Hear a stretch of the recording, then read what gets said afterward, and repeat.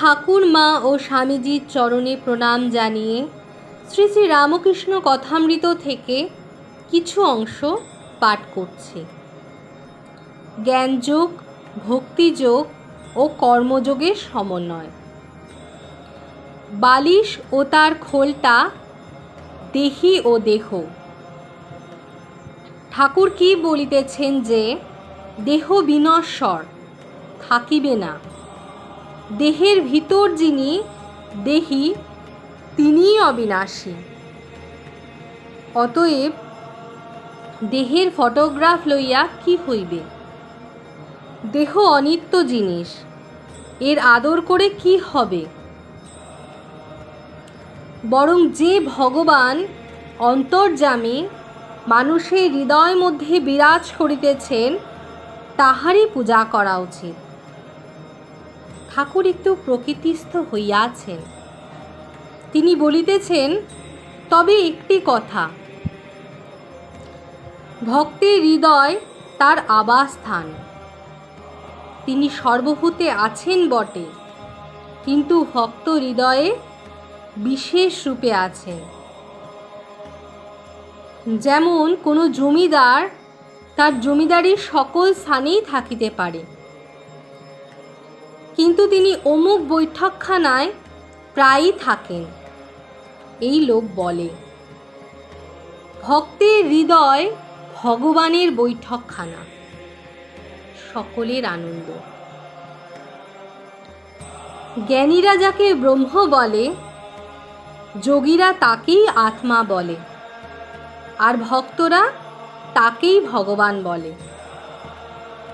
একই ব্রাহ্মণ যখন পূজা করে তার নাম পূজারী, যখন রাধে তখন রাধুনী বামুন। যে জ্ঞানী জ্ঞানযোগ ধরে আছে সে নেতি নেতি, এই বিচার করে। ব্রহ্ম এ নয়, ও নয়, জীব নয়, জগৎ নয়। বিচার করতে করতে যখন মন স্থির হয়, মনের লয় হয়, সমাধি হয়, তখন ব্রহ্মজ্ঞান। ব্রহ্মজ্ঞানীর ঠিক ধারণা, ব্রহ্ম সত্য, জগৎ মিথ্যা। নামরূপ এসব স্বপনবৎ। ব্রহ্ম কি যে তা মুখে বলা যায় না। তিনি যে ব্যক্তি তাও বলবার জো নাই। জ্ঞানীরা ঐরূপ বলে যেমন বেদান্তবাদীরা। ভক্তরা কিন্তু সব অবস্থাই লয়।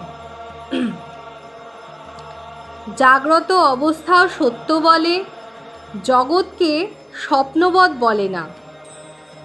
ভক্তরা বলে এই জগৎ ভগবানের ঐশ্বর্য। আকাশ, নক্ষত্র, চন্দ্র, সূর্য, পর্বত, সমুদ্র, জীবজন্তু এসব ঈশ্বর করেছেন, তারই ঐশ্বর্য। তিনি অন্তরে, হৃদয় মধ্যে, আবার বাহিরে। উত্তম ভক্ত বলে তিনি নিজে এই চতুর্বিংশতি তত্ত্ব, জীবজগৎ হয়েছেন। ভক্তের স্বাদ যে চিনি খায়, চিনি হতে ভালোবাসে না। সকলের হাস্য। ভক্তের ভাব কিরূপ জানো? হে ভগবান, তুমি প্রভু, আমি তোমার দাস। তুমি মা, আমি তোমার সন্তান। আবার তুমি আমার পিতা বা মাতা। তুমি পূর্ণ, আমি তোমার অংশ। ভক্ত এমন কথা বলতে ইচ্ছা করে না যে আমি ব্রহ্ম। যোগী ও পরমাত্মাকে সাক্ষাৎকার করতে চেষ্টা করে। উদ্দেশ্য জীবাত্মা ও পরমাত্মার যোগ। যোগী বিষয় থেকে মন কুড়িয়ে লয়